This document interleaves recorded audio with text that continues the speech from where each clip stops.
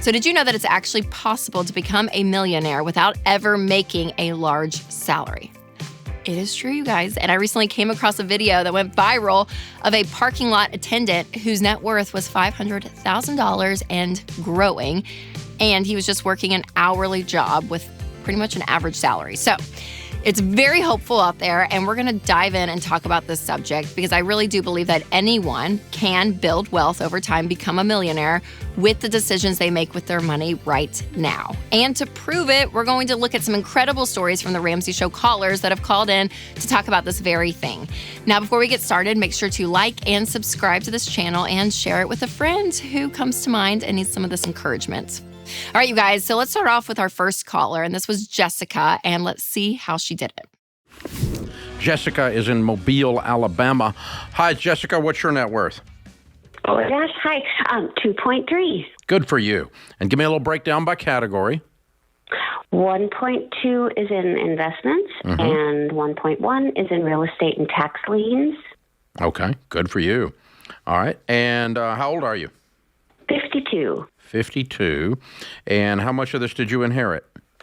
$100,000 from my father's death in 91 and $200,000 from my mother's in 21. All right. Now, your best year in working income and your worst year in working income? Best year was 80, worst was 12. Okay. What do you do?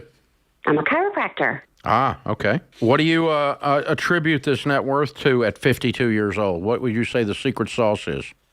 Being so scared to be poor again. I was poor till I was 40, and I didn't never want to go back there. I don't want to rinse out my Ziploc bags anymore. I want to buy new ones. Wow. So once you started making money, you just lived on very little and saved and invested the rest. Totally. And so what you will see, though, when you dig into stats around millionaires is that actually 79% of them do not inherit anything. And I would say even in her case, sure, that helps for sure what she inherited. But what you do with that money, if you have any inheritance, again, shows the habits of your life and your money. Is it going to be wasted, or are you going to use it to actually help your life and your future? And so the idea, again, that she kind of just worked on average, right? 80 grand was the most she ever made, and she is killing it. All right, for our second caller, here is Brandon.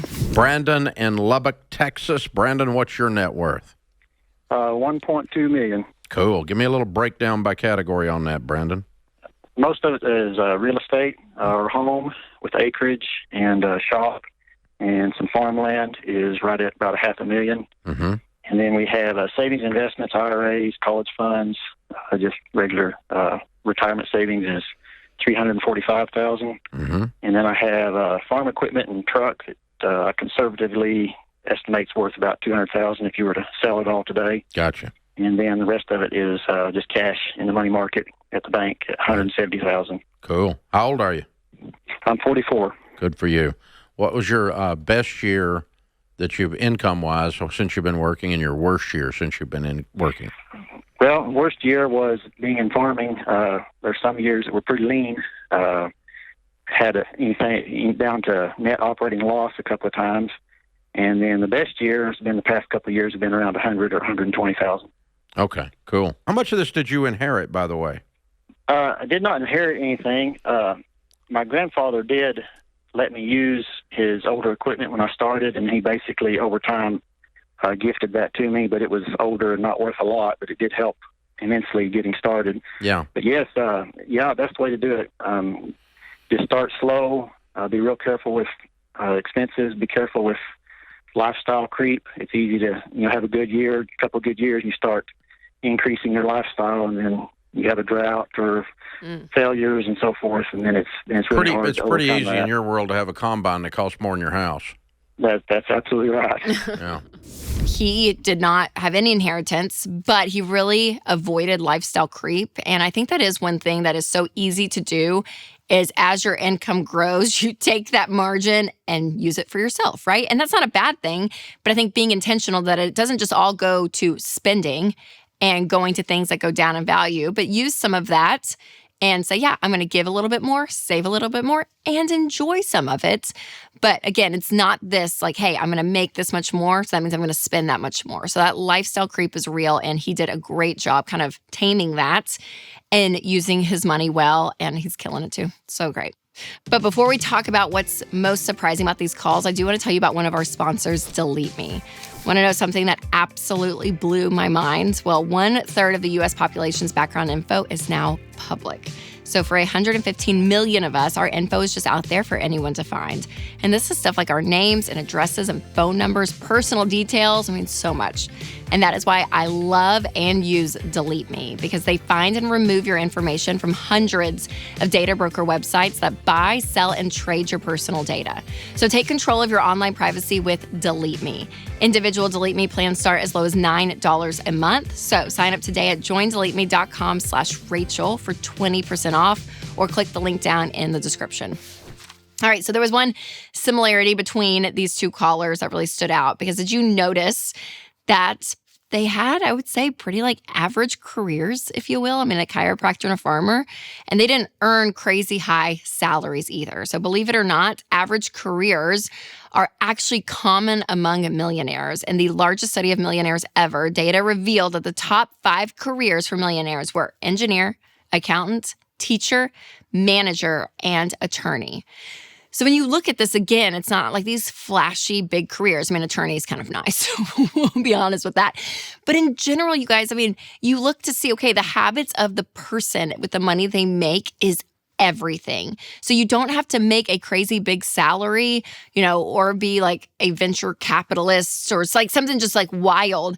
So again, investing over time consistently is what it is all about. And if you're not currently investing, maybe you're hearing about this for the first time, this is a subject when it comes to your money that is so key about building wealth. So once you are debt-free, everything but your mortgage, and have a fully funded emergency fund of 3 to 6 months of expenses, then you want to start investing 15% of your income into retirement. So when you are investing your money, what's happening is compound interest. So when you put money in the markets, what it makes that year, the return that it makes, it's anywhere from like 8 to 12%, depending on the year, but let's say 10%, you make 10% of your money. And then if you never even add another dollar to that investment, then the next year you make 10% on not just what you put in, but also with the 10% growth you had the year before. So it just ends up compounding over time, which is phenomenal. And if you consistently keep putting money towards all of that, your money continues to grow. And it is one of the best ways to build wealth long term. But it does take some discipline, and you have to have the margin in order to invest, because a lot of people are like, oh my gosh, I don't have enough money with my income to cover my basic needs. So getting yourself in a financial position where you don't have debt and all those payments are freed up, you have a great cushion of savings in the bank, and then from there, you're really in a great spot to start investing. And we have a great tool called the investment calculator that you can check out. I'll put a link down below, but you're able to put in some numbers and actually see this in real time. Okay, so if you take the national average salary, it's kind of in the mid, 60,000s, if you will, and you invest 15% of that every single year from age 35 to age 65 with compound interest, you're going to have around $1.8 million in retirement. And during that time, you really only contributed 16% of that, so $290,000 of your own money. Everything else is compound interest. That is the beautiful thing about it. And if you think that's amazing, what if you started even sooner? So let's say you started at 22 years old and you invested the same 15% of that $65,000 salary just 13 years earlier, you would have $6.9 million at retirement. You guys, that's over $5 million of an increase in the example before. So that is the power of starting early. So the consistency, starting early, is what is so, so key. So get yourself in a position to be able to do that, because it is one of the best ways to build wealth long term. So by now, you should start feeling really empowered that you can do this. And becoming a millionaire is actually easier than you think. It does require some discipline over time, but anyone can do it. And that's the amazing thing. So if you're wondering if it's the right time for you to start investing, then take the Get Started assessment to find out more about the baby steps, which is going to help you get in a position to invest. So I'll put that link in the show notes. All right, you guys, remember to take control of your money and create a life you love.